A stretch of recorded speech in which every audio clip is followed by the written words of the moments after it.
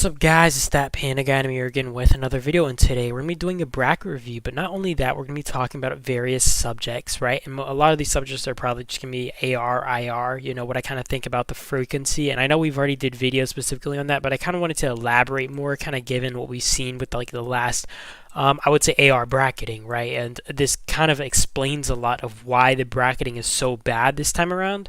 And yeah, let's hop right into it. I'm going to first start off about something personal, right? And I just want to say, like, this is kind of crazy to me, not only because, like, just how frequent it is, but you guys got to understand, right? Like, although I love this game, I'm not trying to spend 24 hours in the game, right? Or let's say 20 hours on the game, 4 hours editing videos. Just an example, right? I'm obviously not the most, I wouldn't say I'm like the most, what's it called? Like, I'm not the most effective editor or anything. I don't like edit my videos at the most perfect speed or anything like that. But even then, it's like I still try to get my videos done and all that kind of stuff. And it's like I can't be doing I only have enough time for one or the other thing, right? Like if I'm editing videos, I cannot be fighting in events, right? Like it's not great for me to be doing both, and for them to be constantly pumping out these events, it's kind of crazy because I'm either gonna have to miss out on some footage, I'm gonna have to edit videos, or just I don't know what exactly I'm supposed to do about that, but it's going to be kind of hard to manage both. Either way, let's kind of hop right into this and just talk a bit about the bracketing. So G1. So for G1, we have ROK, which is a merger between ROK and HMB, right? And then you have, what is it, DHX, and you have LAS and all these type of alliances. The issue is, like, DHX, I swear, I might be wrong, but I'm so certain that I saw these guys register with like 17 or 18 billion power, which that in itself wouldn't be a problem, but they have LAS, right? And I'm not even trying to be like, oh, LAS was sabotaging them or anything. I feel like LAS still put in a little bit of a fight. But I honestly feel like if ROK wasn't their family, they probably would have went a lot harder, been a lot more willing to fight. And overall, this just isn't a good luck to kind of pair them with DHX, and you might be thinking, well, that's just the matchmaking system. I don't think anybody believes that. I think we know the devs more or less likely handpicked the top few brackets. I don't know if they just missed that these guys were ROK family, right? But this was kind of insane, and I would say, oh, this is such bad matchmaking, right? Because obviously DHX isn't really fit to face ROK in their current circumstances. But it's also like you got to think of it like this: who else would have been capable of actually fighting ROK, right? Definitely not Boone with how they are right now. It's not like we merged with SSI for this AR, and I'll kind of get into that and tell you guys why this is honestly kind of bad. And why the frequency of the events are probably going to make it worse and more like this. How bad the matchmaking is. But obviously, you couldn't put Boone in there, and there aren't really any other alliances right now, or at least not like all these split alliances, right? They can kind of measure up to a group like DHX or anything. It's kind of a bad situation. Like, I don't think there's anything DHX could have done.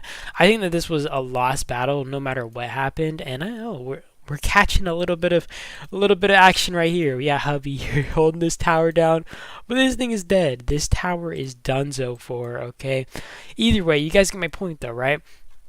I just don't think that there was any other group capable of fighting these guys, and that's kind of sad, since nobody.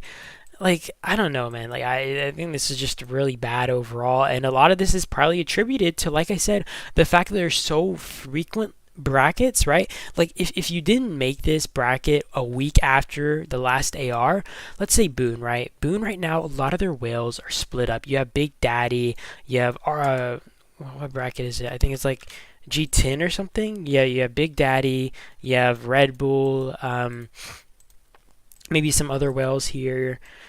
Yeah, Big Daddy. You have this guy. He's a pretty big whale. I never know how to say his name. You have Mio, which is Namzald, I'm pretty sure. You have Red Bull here, who's one of our main whales as well. You have I think it's G8, right? And to be fair, Tony and them, they usually join for events, but I'm like never sure about them. Like, they'll sometimes join, they sometimes just chill out. But you have the Shy here, you have the Tony. And like you're missing out on both of these crazy whales, right? Because I think one reason is, like, for example, Boone here, they split for this island because it's like, why would we waste our energy going to an island full tryhard mode when we know that we'd lose, kind of considering that For example, Boone literally just merged with SSI last event. Think of all the mega whales that maybe spent, let's say, a 10 billion resources, maybe more than that, right? And who's trying to go into G1 again, spend that same amount of resources, fight as hard as they did last week? Not to mention, a lot of these people have jobs, like they can't be on every single week going ham in these fights. And I mean, you have Island Raid around the corner as well. So if you want to spend 10 billion resources fighting an Island Raid, you got to be willing to give up a fight here. Like it's just not very realistic. And I don't know, man. Like this just it should. I don't know. Like I just feel really disappointed that they're kind of making these events as frequent as they are. This just seems like so stupid, man. And it kind of upsets me. You know what I mean? Like I think you're gonna see this a lot more. And honestly, I was looking at G2 and I really thought about it, right? And I was looking at H&B, right? And H&B, obviously they're split, but they still have a pretty good amount of might here. They have a lot of their whales still remaining. A lot of their big whales, and the current Boon obviously can't manage them. Even like their allies are clearly not like mega well power. Like the strongest ally here is HXG, and their strongest player is this guy, right? And I mean, I like realistically, what is Boone supposed to do here? I think UOD even had a better chance at being in the main legion. Like I honestly am confused why Boone was on Jade. And why they didn't put Boone on like Azure or Crimson as like a secondary legion, right? Like because although it's not 100% fate decided, right, that if you're on gold or if you're on Jade that you're going to be enemies, it's more than likely that you're going to be enemies than allies, unless, for example, in this case, let's say Jade didn't capture anything and they stayed in their checkpoint and they got suppressed on both sides by Crimson and Azure, and they both captured a level 6, right, at phase 1. There's a high chance that these two would have actually been allied with each other if Golden got the 7, they got both the 6s and stuff, you know what I mean? And like that realistically that's never happened in like G1 or G2 or anything. So it's like I don't understand why they didn't put like a much bigger whale group like UOD over there. And I know I'm kind of just going off topic, but it is kind of weird to me that you have a really strong group like this and they're put as a side legion when you have Boone here thrown as a main legion, right? Like, how does that make sense to me? I mean, like, normally that would make sense, obviously, but you're looking at Boone right now, right? And these guys have nobody. Right? They have Nam at best. Thanos, who, to be fair, is usually working, so I don't even think this guy is going to be online. A lot of these guys, I don't even know how much they fight, like the current people here. Like what? Like I don't know, man. Maybe I'm a little bit of a hypocrite or biased, whatever it's called. I'm a little bit biased since I am a Boone player, but I just find it really weird that Boone was put on the main legion when you had kind of alliances on the side like this. Like even HAO, I feel like would have been more suitable, or at least putting like Boone with UOD or Boone with HAO. That would have made a lot more sense to me. But this bracket just seems very unwinnable, and it just doesn't seem very balanced, right? Like I honestly think they could have done better there. That's just kind of my take on the situation, though. Honestly, so I don't know if you guys noticed, and I know I'm like jumping from topic to topic, but I don't really care. Okay, so they changed some of the features. For example, if you were to send resources, like let's say you had Avis right here, this guy, he's in 108, right? Let's say you wanted to send resources to this guy, they're both in 108, so they can both send resources to each other now, which is a nice thing that they freaking added back, thank God, right? But they made it to where you can send resources again in AR, except if this guy, for example, he's in 98 or he's in 100 or whatever, he's not in 108, you cannot send him resources, and that's how they should originally have made the feature. And that's not the only thing I wanted to talk about. Something else that I found crazy was, do you guys know how in the rules, and it still says in the rules, which makes this even crazier, that you can only launch a maximum amount of rallies of 3 on a structure, right? A tower, a base, Lush Sanctum, whatever the case it is, to kind of limit being able to just smash a tower into oblivion. Well, they reverted that, right? And it's still in the rules, so I don't know if this was an accident or they just didn't alert people, they didn't change the rules and they're just stupid.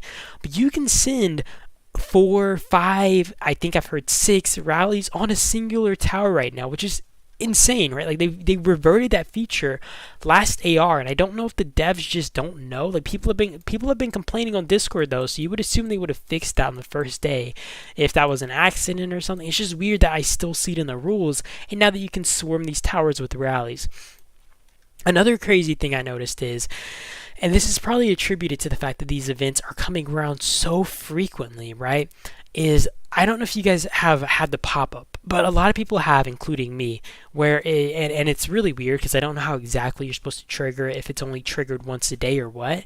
But once your hospital gets full enough, right? And in my case, I had maybe like 600K plus troops in my hospital. They give you this $10 pack that you can buy, and it's basically like, oh, buy this $10 pack, and we're going to instantly heal your troops, or 400,000 of your troops.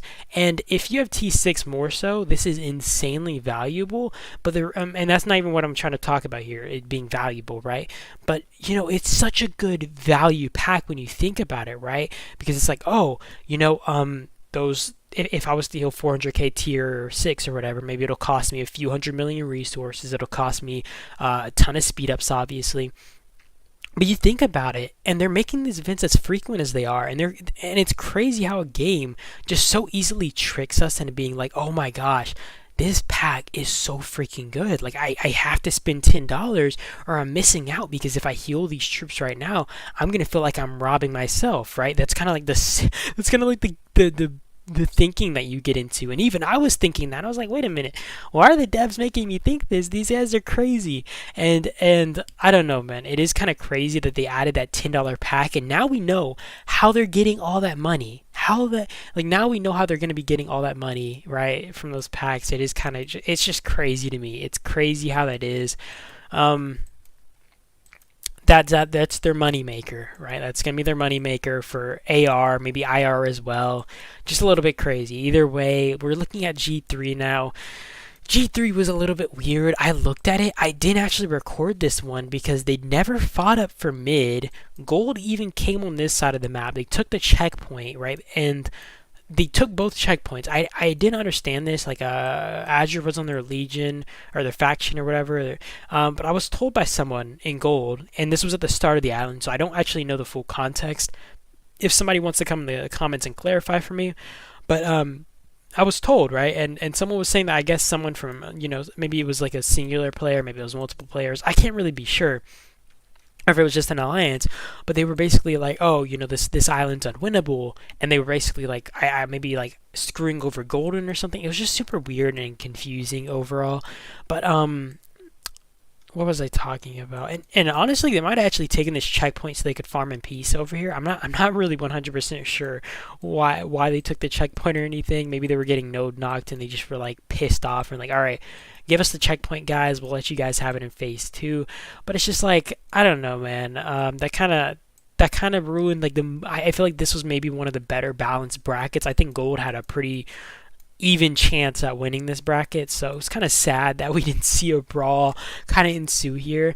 But like I was saying though, guys, I was talking about how whales have split off, and I mentioned G1 and 2 and their matchmaking being really wonky, and I don't want to just be like, oh, only whale brackets are affected, but you got to look at all these other brackets, right?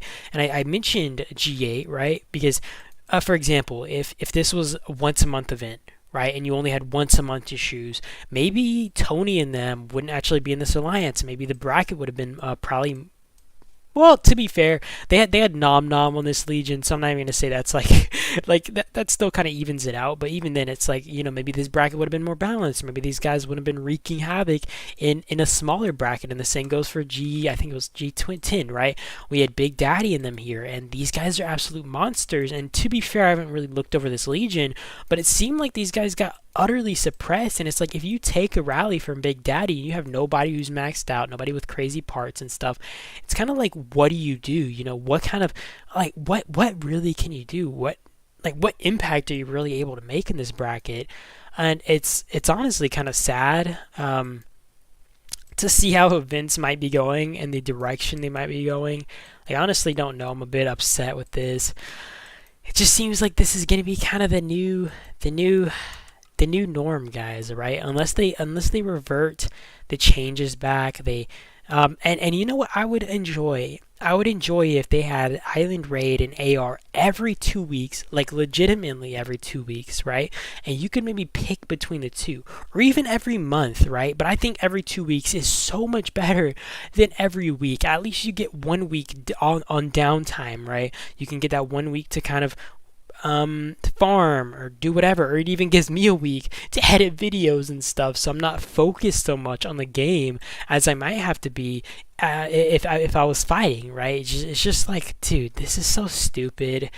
I don't know. You guys give me your thoughts though. I don't want to hold you guys up. I know I was just blabbering for a good 15 or so minutes, but yeah, you guys, I appreciate you guys.